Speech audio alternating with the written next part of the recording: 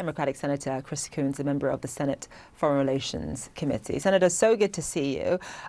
Obviously, President Herzog's role in Israeli politics is largely ceremonial. So I do want to talk about the elephant in the room, and that is, of course, the judicial overhaul happening in Israel right now. How should President Biden walk the fine line between obviously standing shoulder to shoulder with Israel? The U.S. and Israel are allies that go back many years, but at the same time, holding Israel accountable for what is clearly democratic backsliding. Your thoughts, Senator?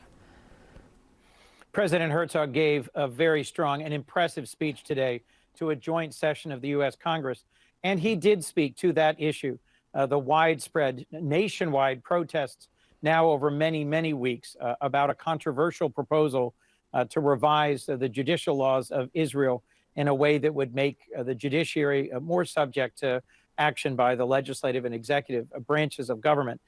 He spoke generally about the importance of respecting the right to protest and to express one's views peacefully, and the importance of reaching consensus in any path forward that might reform the structures of Israeli government. President Herzog has deep credibility. It was his own father who spoke to the American Congress in his role as president, and it was his grandfather who was the chief rabbi of Jerusalem at the time of Israeli independence. So his role in the Knesset, his role in speaking as a protector of the democratic institutions of Israel, I think was important at this moment. And to your question, Zain, President Biden, who has been very actively engaged in the U.S.-Israel relationship for 5 decades now, is striking, I think, the appropriate balance of delivering any concerns or criticisms privately and of sustaining this robust and bipartisan relationship. I mean, let's talk more specifically about the relationship that President Biden has with Netanyahu. Obviously, he's known Netanyahu, Prime Minister Netanyahu, for many, many years. Netanyahu is invited to a meeting with Biden later on this year. The president was very vague about it. He chose to invite Herzog this time. I mean, obviously, as you touch on, Senator, democracy is a foundational principle of the American ideal. It is fundamentally a huge part of America's DNA. The fact that President Biden is meeting with Netanyahu at all at this particular time, at this particular juncture in Israeli politics, as the country seems to be sliding towards basically autocracy, what message does that send to protesters in Israel? Well, I don't think President Biden agreeing to meet with the Prime Minister of Israel is any endorsement of a particular legislative package or action. You say they are sliding towards authoritarianism or autocracy. I don't think that it's clear ultimately what will happen in the Knesset with the proposals that are gravely concerning. And I think the message to protesters of our receiving President Herzog today in the Congress is that we respect the tradition of robust debate, of peaceful demonstration, and of the foundations of democracy that are a shared legacy between our two countries. Look, around the world, there are countries whose leaders come here and comment to us about how the January 6th riots that nearly overturned our capital and our ability to have a peaceful transition of power gravely concern those who respect and appreciate the traditions of American democracy.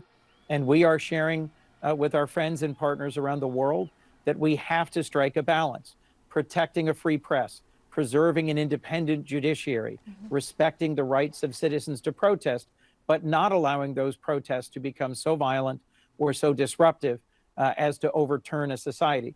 This is a difficult balance to strike in many countries around the world. And I do think a core part of President Biden's engagement with the world over 5 decades has been having these relationships that allows him to urge leaders to step back from decisions or actions that might undermine the very underpinnings of democracy. You know, this is obviously the most sort of far-right government in Israeli history. And when you think about comments made by Representative Jayapal, who essentially called Israel a racist state over the weekend, just, you know, there does appear to be some division within your party, within the Democratic Party, about the right way to approach this relationship with Israel. Just walk us through, A, how concerning that is to you, the level of division, and B, what the right way is to build consensus among Democrats so that they can present a unified front. Well, Zain, to be clear, the Congresswoman promptly walked those comments back and expressed regret for having used that terminology, and the House has now taken up and passed a resolution essentially going in the other direction of the statement she made. Let me speak more directly to your question. I think it's important that in my caucus, in the Senate, among Democrats, and in the Senate more broadly, that we continue to sustain a decades-long, deep and bipartisan commitment to the U.S.-Israel relationship. You saw that on the floor of the Congress in the House of Representatives here today, where the applause and the positive response to President Herzog's speech was very common, very similar across both parties, both houses. You had our Vice President, Kamala Harris, and the Speaker of the House, Kevin McCarthy, standing and applauding at virtually the same moment throughout the entire speech.